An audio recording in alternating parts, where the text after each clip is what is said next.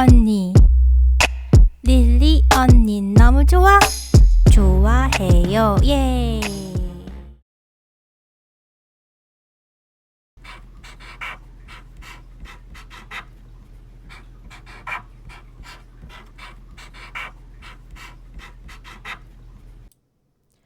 안녕하세요. 25살 해양대 1학년 학생입니다. 저는 유치원 때부터 주변 애들이 몸에서 냄새 난다고 피해 다녔습니다. 그때는 그냥 그런가 보다 하고 아무 생각 없이 지냈는데 그땐 이게 그렇게 심각한 거라고는 전혀 생각을 못했습니다.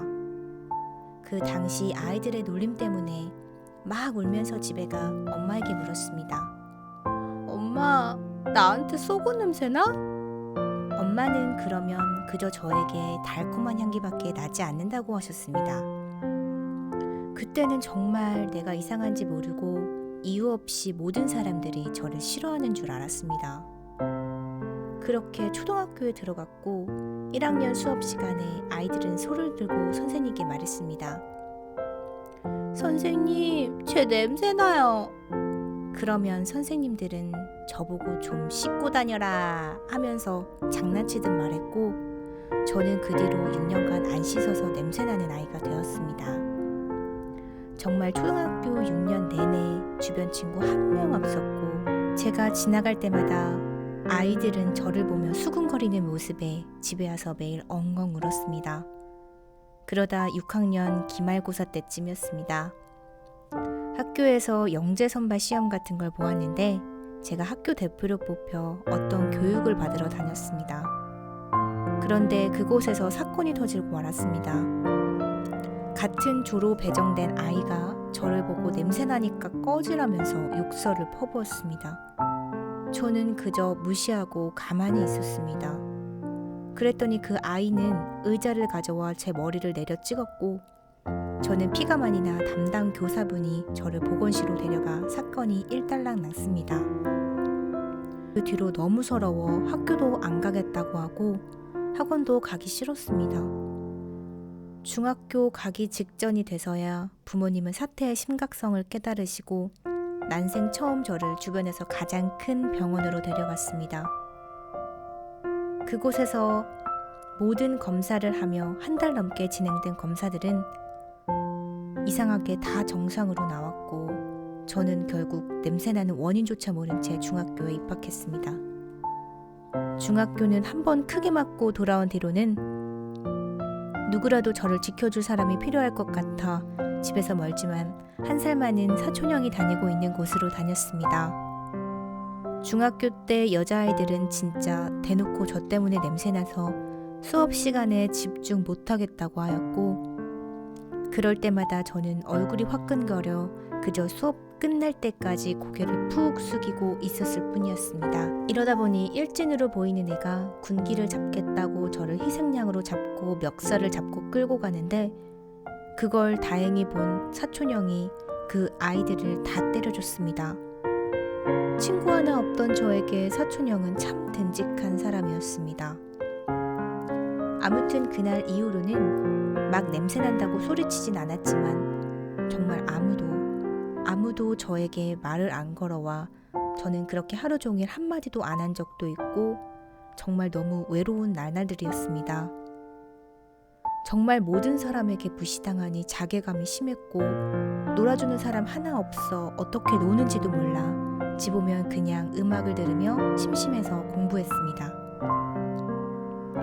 정말 매일같이 죽어버릴까 생각하다가 막상 옥상에 올라오면 냄새나는 것 때문에 자살했다고 뉴스에 나오면 너무 비참할 것 같았습니다. 고생만 하다가 죽는 것도 억울할 것 같아 즐길 수 있는 나이까지 버티며 공부해 자사고에 들어갔습니다. 병원은 중학교 마지막 겨울방학 고등학교 전까지는 치료해보자고 온갖 병원을 다 돌아봤지만 결국 원인도 못 찾았습니다. 누구는 검사에서 이상 있다는 말이 무섭다고 하는데 저는 정말 어디 문제가 있다는 말을 차라리 듣고 싶었습니다. 정말 원인도 모르는 병이 오래가면 난 평생 이러고 살아야 하나 하는 무기력감에 빠지기도 했습니다. 그렇게 헤매다 입학식 전 마지막으로 간 경희대 병원에서 처음으로 생선 냄새 증후군이 의심된다고 했습니다. 한국에서는 관련 자료가 없어 검사 불가능하고 제 피를 뽑아 미국에 보내 결과를 보내준다고 하였습니다. 그렇게 고등학교 입학식 날이 돌아왔습니다. 정말 입학 첫날부터 주변 애들이 찡그리면서 쳐다보니까 너무 미안해서 고개만 푹 숙이고 있었습니다. 그런데 다음날 아침에 교무실에 불러갔고 학부모님들에게 전화가 많이 왔는데 냄새 때문에 자기 아이 공부 방해된다고 좀 씻고 다니라는 말을 전해달라는 내용이었습니다. 이런 전화가 무려 3통. 그 뒤로 저는 뒤로 나가서서 수업을 들었습니다. 3월 말쯤 병원에서 연락이 왔는데 생선 냄새 증후군 양성 반응이 나왔다는 연락이었습니다. 치료법은 정해진 게 없으니 지금부터 찾아가자는 말. 그래서 저는 매일 학교가 끝나면 경희대 병원으로 가서 연구실 같은 시설에서 치료를 계속 받았습니다. 생선 냄새 증후군은 어떤 성분이 장내에서 냄새 안 나게 바뀌어야 하는데 그게 안 돼서 독한 냄새를 품고 체액이나 호흡할 때 공기 중으로 퍼진다고 했습니다. 연구기관이 미국에 딱 한 개밖에 없고 그곳에서도 제대로 된 치료법을 발견하지 못하여 일단 약을 먹으면서 의사분들이 먹으라는 식단대로 먹으니까 냄새는 아주 조금 줄어들었습니다. 이걸 어떻게 하냐고요? 호흡을 통해서 주변에 퍼지는 건 본인이 잘 못 느낀다고 하는데 근데 땀 흘릴 때 섞여 나오는 냄새가 진짜 고등어 비린내 플러스 하수구 냄새였습니다. 내 냄새였지만 충격이었습니다. 제일 견뎌내기 힘들었던 건 냄새보다도 학교와 학교 친구들 부모님이 눈치 주는 거였습니다. 그래서 결국 1학년 겨울방학 직전 자퇴하였습니다. 강박증, 우울증, 대인기피증, 학교 생활을 이어나가기 힘든 수준이었습니다. 경희대 교수님들은 제게 정신적으로 도움이 될까 하여 교회를 다녀보라고 했지만 집 근처 교회에서도 제게 냄새난다고 저를 혐오했습니다. 저는 그렇게 사회생활 다 끊고 히키코모리처럼 집안에서만 생활했습니다. 치료는 계속해와 냄새는 조금 줄었지만 완치는 실패. 이 생활이 너무 오래되니까 내가 아무것도 안 하는 것 이것 때문이라며 합리화하고 무기력함의 극치였습니다. 2년이란 시간이 지나고 검정고시도 봤으니 수능을 봤는데 예상보다 잘 나와 세무학과에 입학을 했습니다. 대학교 첫 수업, 모든 사람들이 저를 보고 찡그렸습니다. 또다시 원점으로 돌아왔습니다. 결국 자퇴했습니다. 경멸의 눈빛을 보니 정말 너무 병이 낫고 싶었습니다. 절박한 심정으로 미국 연구소로 찾아갔습니다. 1년가량 그곳에서 치료하려 했지만 경과는 안 보이고 돈은 돈대로 나가고 결국 비용도 더 이상 부담할 형편이 안 되어 한국으로 돌아왔습니다. 돌아와서 정신과 치료도 받았습니다. 근 1년은 최면 치료만 받았습니다.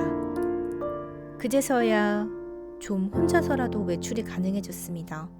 물론 사람들은 피해 다녔지만 내가 언제까지 이렇게 살아야 하나 정말 죽고 싶었습니다. 이러한 일들이 반복되니 사람들 앞에서는 숨도 안 쉬고 심장도 안 뛰는 것 같았습니다.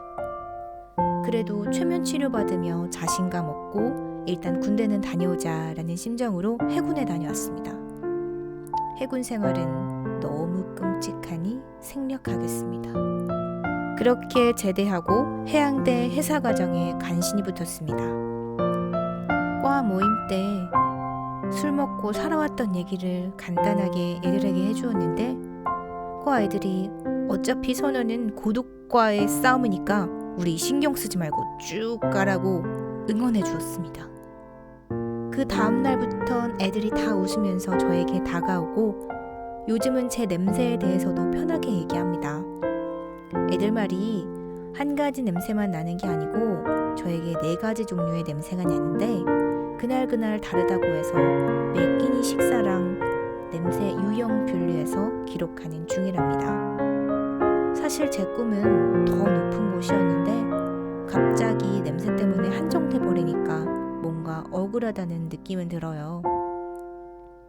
하지만 지금도 충분히 불효자식인데 더 이상 내 생각만 하면서 살다간 불효의 끝을 보여줄 것 같습니다. 두서없는 글이었지만 그래도 쓰고 나니까 속 시원하네요.